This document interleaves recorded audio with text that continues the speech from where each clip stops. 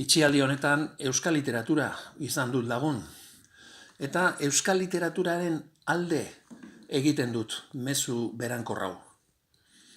Liburuaren egunean gerorako utzi dut mezu hau egitearen ardura. Izan ere konfinamentuan hainbeste denbora pasata, zutik eta osta natorria da. Eta hori ez ditzeko, ipuinekin barregitea bezalakorik ez dago.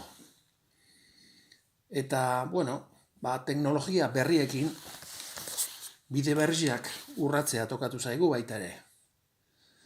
Bitartean, udaberriak oiana hauenka topatu du,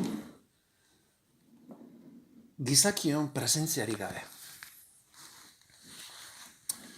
Eta hortzia lurrez bete da, eta lurra izarrez. Eta bitartean, heriotzak ospitalak bizitatu ditu, zoritxarrez. Baina konturatu gara, heriotzaren ataria dugula bizitza, eta bizitzaren atea dugula heriotza. Eta bizialdi honetan, etxera bidean goazela, beti ere. Zu eta biok, irakurle.